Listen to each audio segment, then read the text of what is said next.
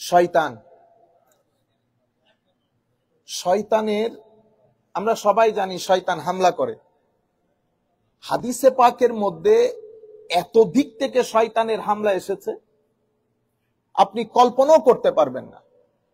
আপনি ঘর থেকে বের হয়েছেন, আবার ঘরে ঢুকতেছেন, শয়তান অপেক্ষা করে থাকে। সে চায় আপনি আল্লাহর নাম না নিয়ে ঘরে ঢুকেন। এরপরে ঘরে ঢুকার পরে যখন খাদ্য গ্রহণ করবেন সেটাতেও যেন আপনারা কথা বলিয়েন না, সেটাতেও যেন আল্লাহর নাম না থাকে। ঘরে ঢুকবেন, ঘরে ঢুকে আল্লাহর নাম নাই, এটা তার প্রথম একটা বড় অ্যাচিভমেন্ট, আপনি আল্লাহর নাম নেন নাই।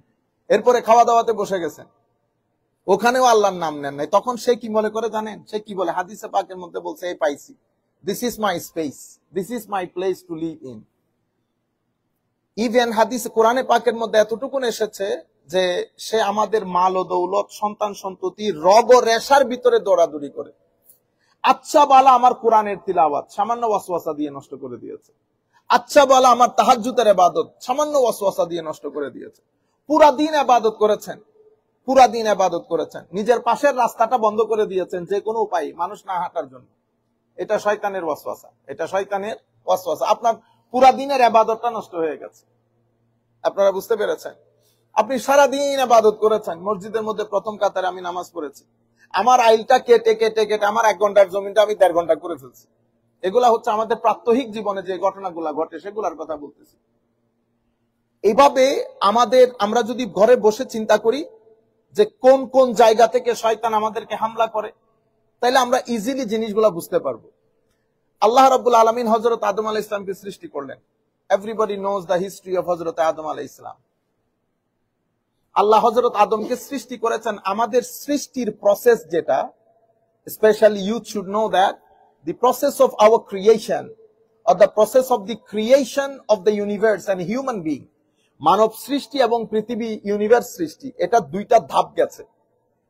প্রথম ধাপে আল্লাহ শুধু হযরত আদম আলাইহিস সালামকে সৃষ্টি করেছেন মানুষের মধ্যে। আদম আলাইহিস সালামের মাও নাই, বাবাও নাই, তো সৃষ্টি করেছেন কি দিয়ে? মাটি দিয়ে, ক্লে। সো আমরা এটাকে বলি chemical constitution of human life. ওখানে মা বাবা, এটা বায়োলজিক্যাল কনস্টিটিউশন না। সো আদম আলাইহিস সালাম's creation is the chemical constitution of human life. He has been created from clay. এবং আল্লাহ রাব্বুল আলামিন বিভিন্ন স্টেজেস, আল্লাহ সুবহানাহু ওয়া তাআলা had described the stages of the creation of হযরত আদম আলাইহিস সালাম in the Holy Quran.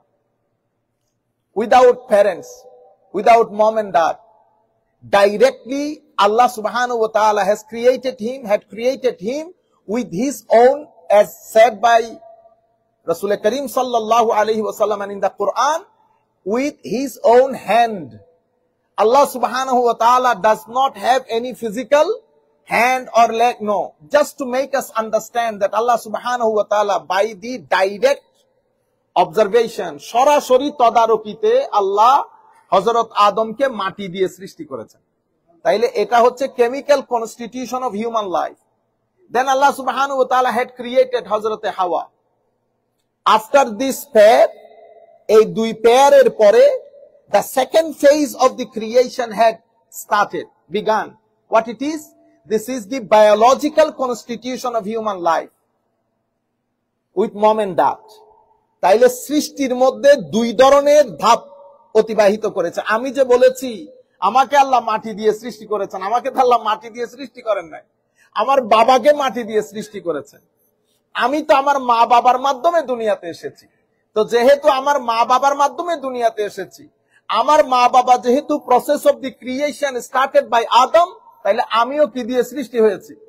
মাটি দিয়ে সৃষ্টি হয়েছি। তাইলে সৃষ্টির এই 2টা ধাপ।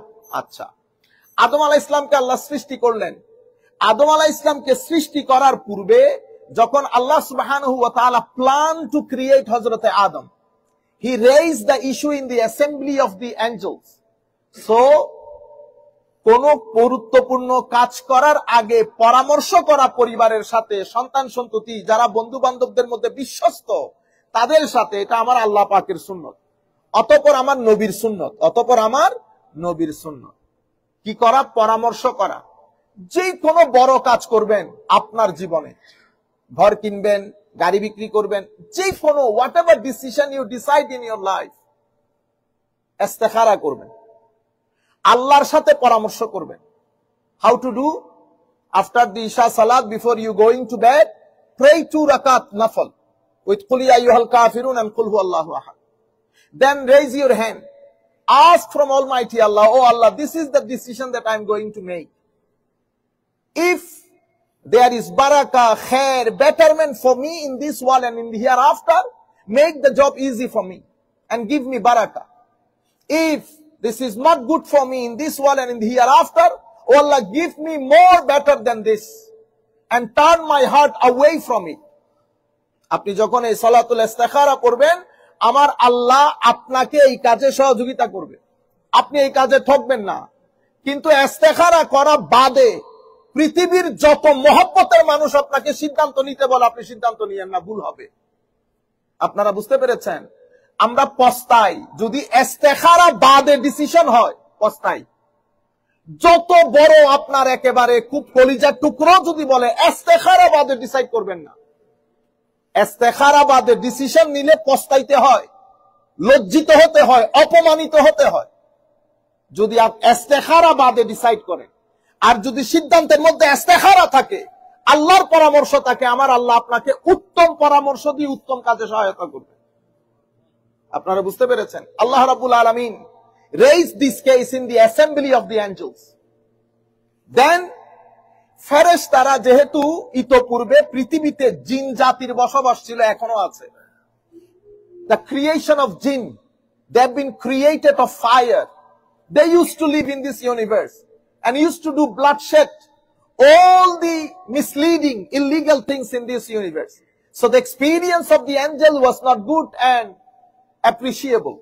তো তারা তাদের এক্সপিরিয়েন্সটা আমার আল্লাহর সাথে শেয়ার করেছে। কি বলেছে? আল্লাহ, আপনি পৃথিবীতে এমন সৃষ্টি করতে যাচ্ছেন যারা পৃথিবীতে মিসচিফ করবে, হত্যা যজ্ঞ করবে। আমার আল্লাহ বলছেন, যাহা আমি জানি তাহা তোমরা জানো না।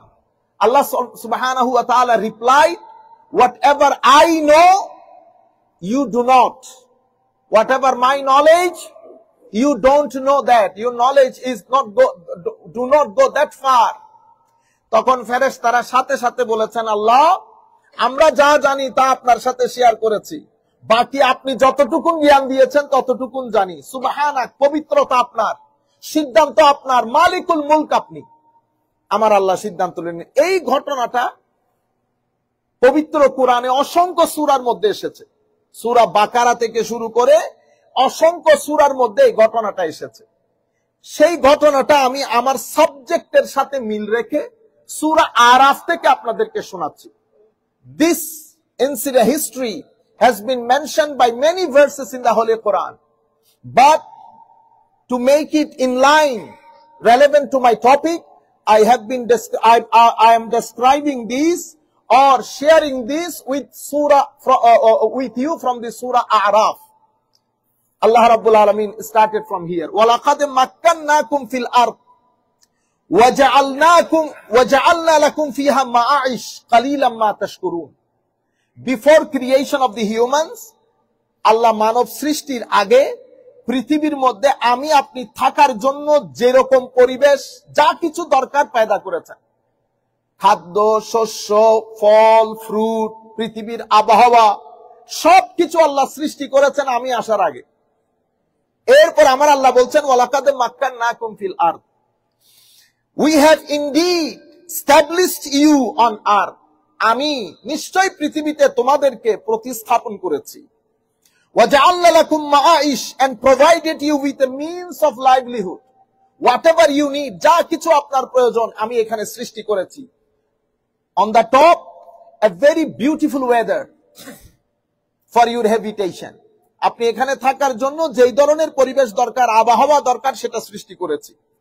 কালিলাম মা তাশকুরুন, কিন্তু unfortunately few of you have a sense of gratitude. হায় হায়, তোমাদের মধ্যে একেবারে কম সংখ্যক মানুষ শুকরিয়া আদায় করে। আমরা যদি সবাই এক বাক্যে দেখি, আমাদের ঘরের মাহল দেখি, আমাদের মা বোনদেরকে দেখি, পুরুষদের মধ্যে যদিও কিছুটা থাকে, মা বোনদের মধ্যে একেবারে নাই জিনিসটা। সারা দিন শুধু যেটা নাই সেটা ডিসকাস করি। যেটা আছে, যেই নিয়ামত আল্লাহ আমাকে দিয়েছেন সেটা ডিসকাশন হয় না।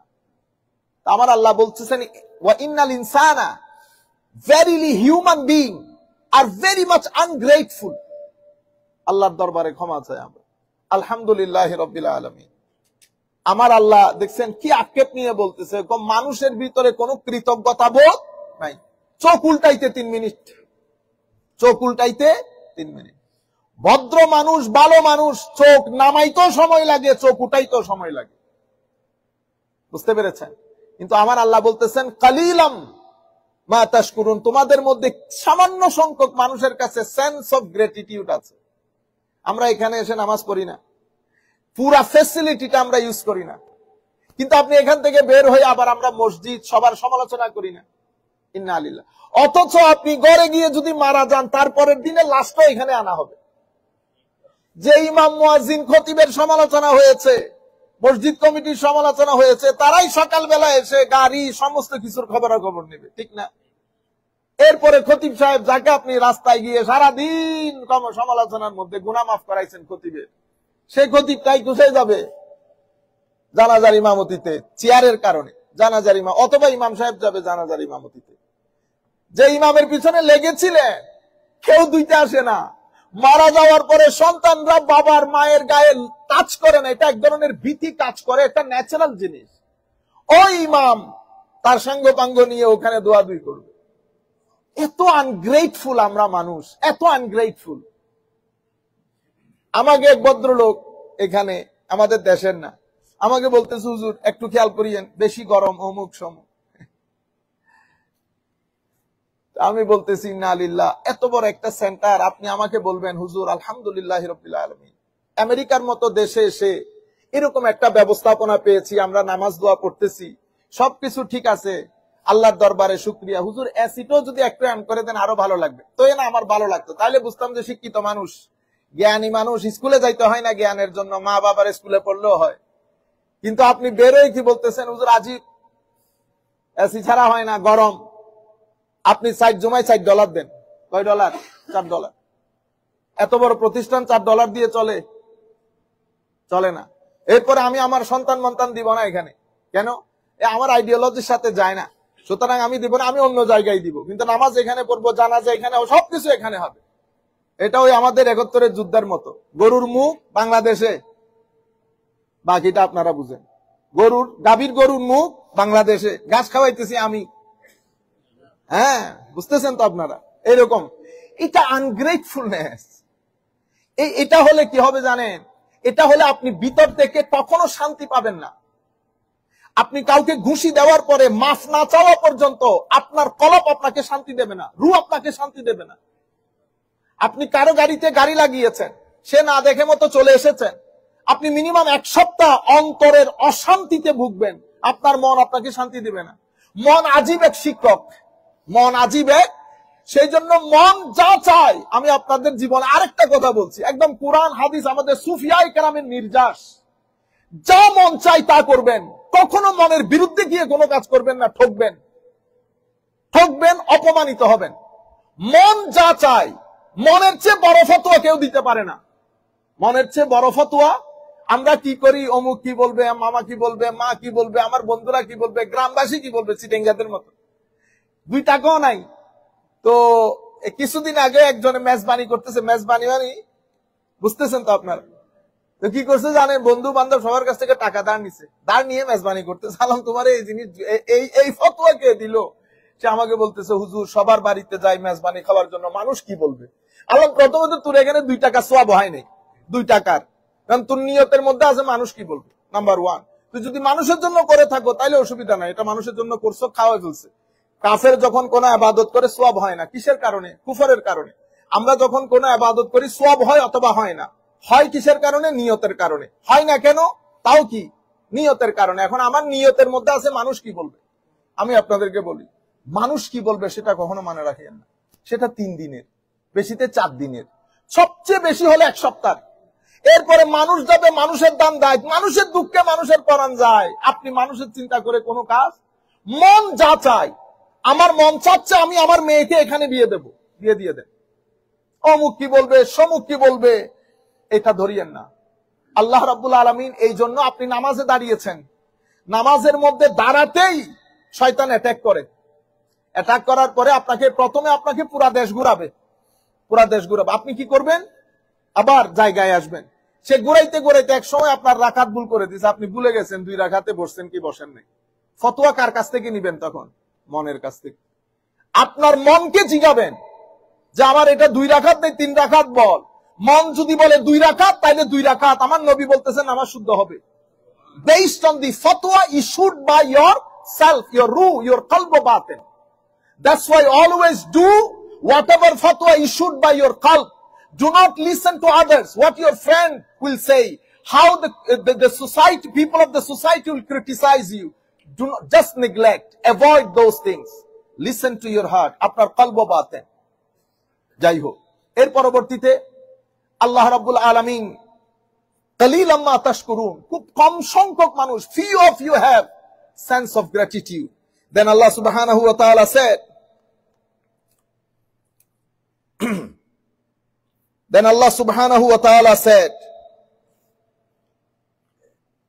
وَلَقَدْ خَلَقْنَاكُمْ ثُمَّ صَوَّرْنَاكُمْ ثُمَّ قُلْنَا لِلْمَلَائِكَةِ اسْجُدُوا لِآدَمَ فَسَجَدُوا إِلَّا إِبْلِيسَ لَمْ يَكُنْ مِنَ السَّاجِدِينَ. Then surely we created you, then shaped you, then said to the angel, prostrate before Adam. So they all did, but not Iblis, who refused to prostrate with the others. Allah Rabbul Alamin Adam alayhi salamke srishti korlen after the creation of Hazrat Adam alayhi salatu wassalam, just to establish the superiority of the Adam and superiority of the human being. Allah subhanahu wa ta'ala commanded the angels to do sijda, to prostrate before Adam. Allah Rabbul Alamin সৃষ্টি করে সমস্ত ফেরেশতাদেরকে সিজদা করতে বলেছেন। সবাই সিজদা করেছে, শুধুমাত্র কে ছাড়া? শয়তান ছাড়া। It has about shaitan, whether he is included in angel or not. It has two opinions. One is, though shaitan has been created from fire, but he is included in the list of angel. That's why when Allah subhanahu wa ta'ala commanded angel, he was as well commanded by Allah to do the sajda, but he didn't. This is the first commandment, first command.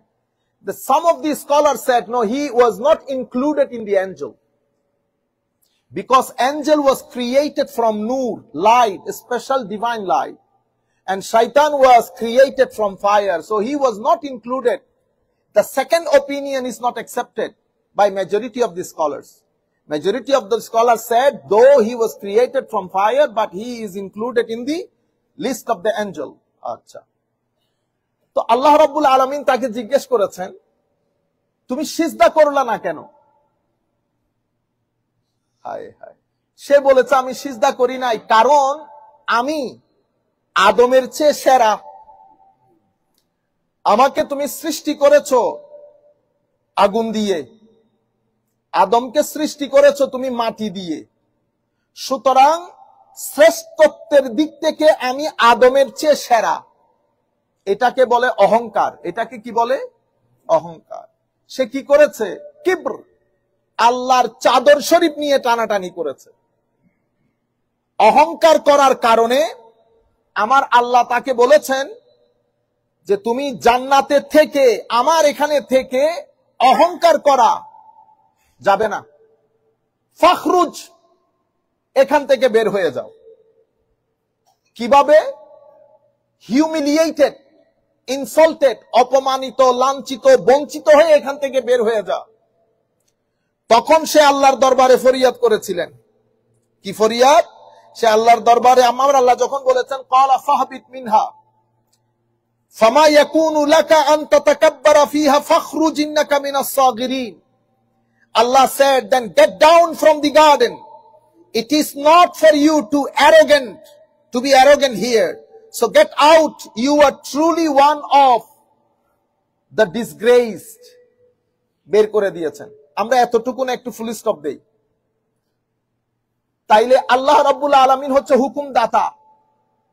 এখানে total জাত আল্লাহ এবং হযরত আদম প্রথম party, the first party. The second party is angels. Allah subhanahu wa ta'ala was commanding. He was Allah, creator, the most exalted. Shaitan has nothing to do with Allah. He knows Allah is the greatest and the creator. But he became arrogant. He became arrogant. And arrogantly he said, I cannot prostrate before Adam because I am in essence in better position than Adam. Just because of that, it is a misconduct. It is a misbehavior for the status of Nubuwwah. Nubuwwate Adam. আপনি যখন একটা হচ্ছে নবীর নবুয়তের শানে বিয়াদবি করা, এটা আল্লাহর শানে বিয়াদবি করা। তাইলে শয়তান হয়েছে আদম আলাইহিস সালামের শানে বিয়াদবি করার কারণে। এখন আপনি যদি বলেন যে না না, সে আল্লাহর আদেশ অমান্য করার কারণে শয়তান হয়েছে, যদি আল্লাহর আদেশ অমান্য করার কারণে শয়তান হয়, তাইলে আমাদের ভিতরে মানুষ কেউ বাঁচবে? প্রথমে তো আমি হারিয়ে যাব। আমি সকাল বিকাল যদি নিজের দিকে তাকাই, if I look at myself, how many commandments of Almighty Allah I am obeying in the whole day, 24 hours? আমরা তো ম্যাক্সিমাম লোক ফরজ নামাজই পড়ি না।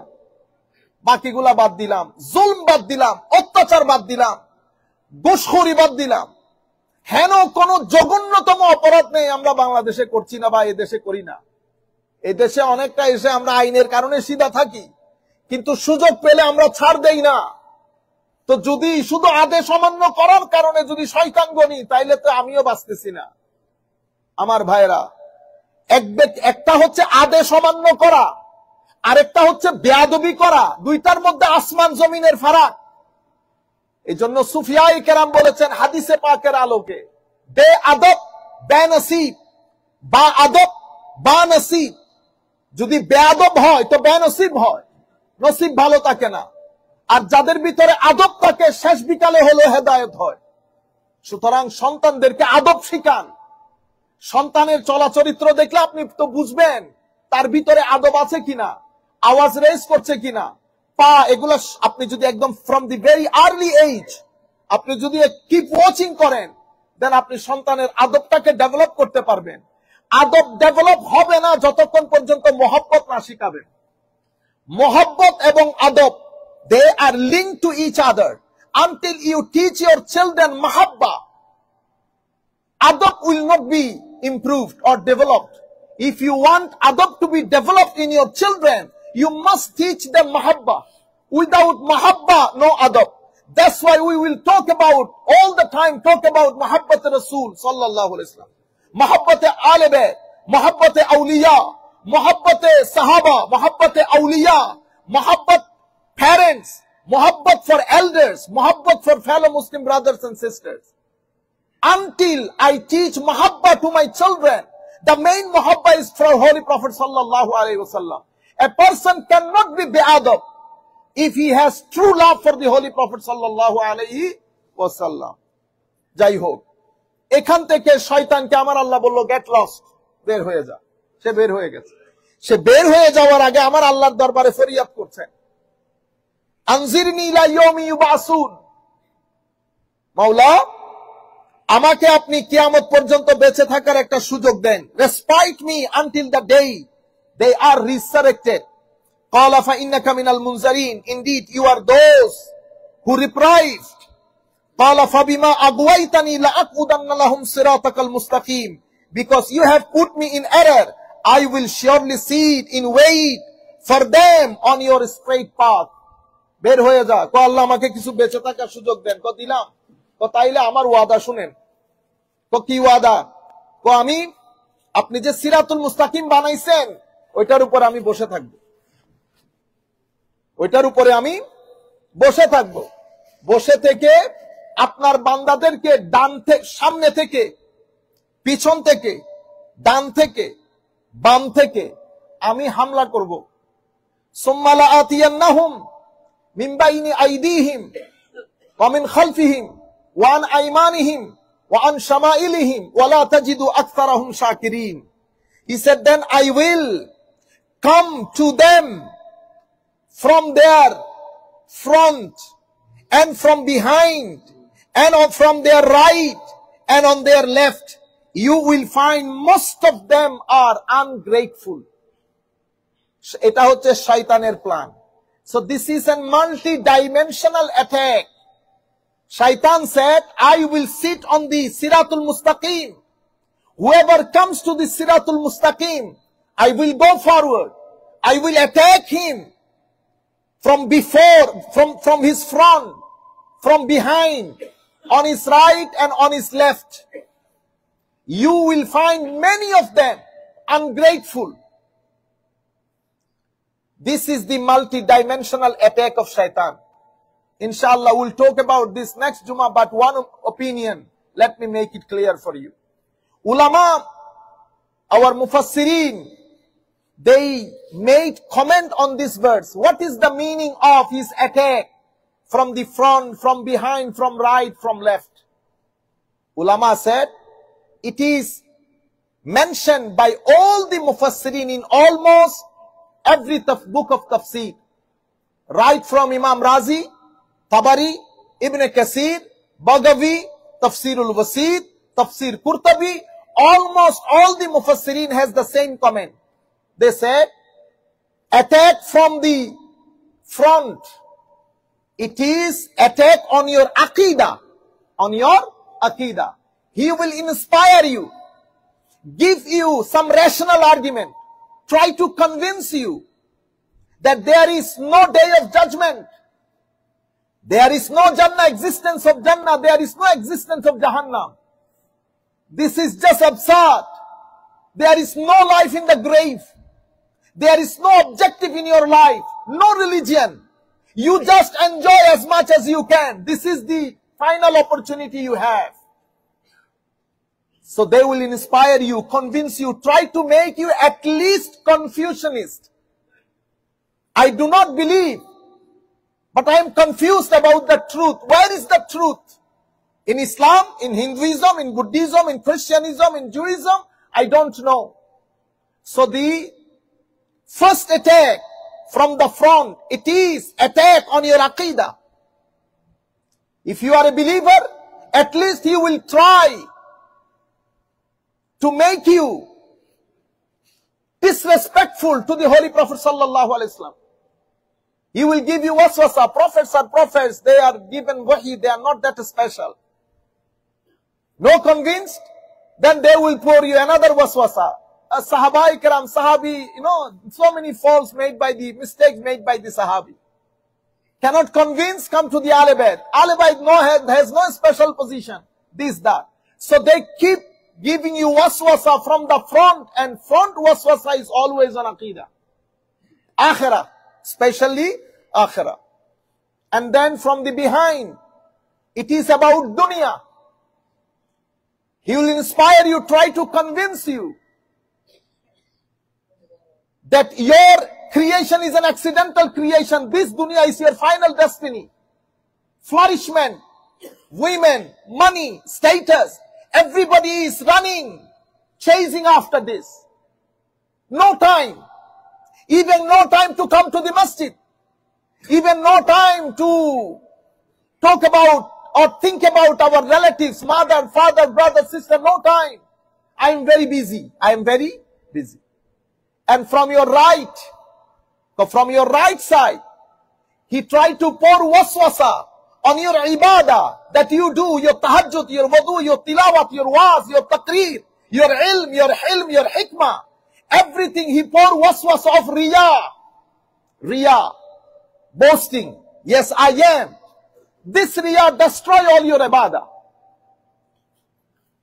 Then on the left, he tried to beautify all the sins for you. I use mobile, Facebook, YouTube, Twitter, so many things. When I started with watching something good. But when I finish, I am nowhere. I am nowhere. This is the stage and steps of Shaitan. This is how multiple attack. So if these attacks, if we analyze in modern term and terminology, this is the attack with atheistic philosophy, attack with the secular philosophy, attack with the cultural philosophy. So you can say it is a religious attack, it is a secular attack, it is a cultural attack, it is a moral attack. These are the four multidimensional attacks made by the shaitan. Objective is one. You think you are on Siratul Mustaqim, but shaitan said, no, I'll kick you away from Siratul Mustaqim by pouring waswasa in your heart. Inshallah, we'll carry on this topic. Jazakumullah khair al jaza. Azan hobe.